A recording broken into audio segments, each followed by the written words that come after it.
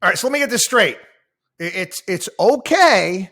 It's okay for J.P. Morgan Chase to come in and get a bloody sweetheart deal from the government and FDIC to take over First Republic and their very, very wealthy clientele. But it's not okay for TD Bank and First Horizon to merge. Again, two mid-sized banks getting together. No good. They can't do it because of regulatory hurdles. Again, logic, reason, just throw it out the window. Again, you got government. They just make it up as they go along.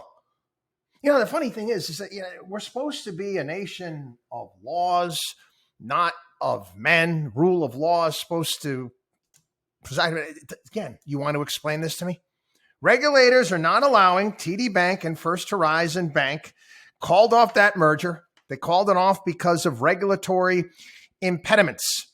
Yet, Biden administration gave the okay and a damn sweetheart deal to J.P. Morgan to acquire First Republic. Again, too big to fail is here to say. And again, we warned everybody about this. You want to go back to 2008, 2009, talk about all of the bailouts, handouts, whatever the hell you want to call it. I remember at that point in time, right, not long after, that's when you started having the whole Occupy Wall Street movement. And unfortunately, they didn't get it. They got, kind of got taken over by the idiot socialists, but they had a point from the beginning.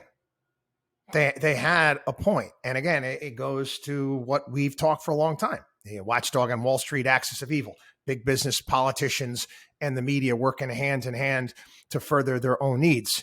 Most of the country is so blinded by this stuff. They're so caught up in whether or not they're an elephant or a donkey. They miss it. Do you understand the whole King Charlemagne divide and conquer concept? We've got ourselves into two different camps, warring camps here, but both sides are getting royally screwed. Royally screwed. Again, you can't fault J.P. Morgan. They put themselves in this position because they made good choices. But we've become a nation, and it's even becoming worse, where it's like a European-style system when it comes to banking with these massive banks that rule everything. So, again, no sense whatsoever. I want to talk a little bit about how the Fed right now, U.S. officials, top men. Whenever you hear U.S. officials, think of top men at the end of Raiders of the Lost Ark when they were rolling the Ark back into the warehouse and Indiana Jones was concerned that the Ark and the power and the government officials told him we got top men working on it right now. Remember that? And he's like, who? Top men. Okay, we got top men assessing the possibility of market manipulation behind some of the big moves in the banking share prices in recent days. Good luck with that. Have a grand old time trying to sort that thing out in today's day and age. For crying out loud, you had the Financial Times of London actually put out a Fugazi news story that drove a stock price down. Where they got their information from, I don't know. I don't know. But again, every single time, you might want to make a habit of this. Whenever you see a journalist, whether it be on TV, whether it be in print, sources tell us. Who? Oh, your sources won't go on record? Well, I don't want to hear it. If you can't back up your story with real sources, I'm sorry. I'm not buying what you're selling at this point in time. I don't care what side of the aisle it's from. Who? We all know that, again, a lot of these actually kind of popped into my head here. Sub reference once again. You remember Gordon Gekko in Wall Street? And in order to push up the price of stock that he already acquired, remember they had a newspaper in it was called the Wall Street Chronicle. Wall Street Chronicle, it was called in the movie Wall Street. And I remember Gordon told Bud Fox, call up my friend over at the Wall Street Chronicle and tell him, what was it? I forget what it was. Somebody loves Blue Star Airlines. I forget the beginning of it. It doesn't matter.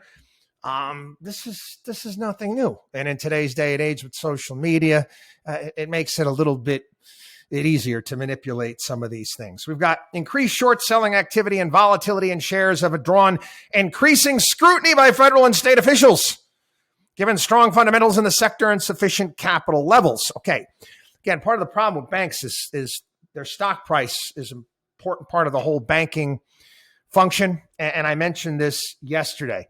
Our banking system is based on faith, belief, credit, credere, okay, Latin root, to believe.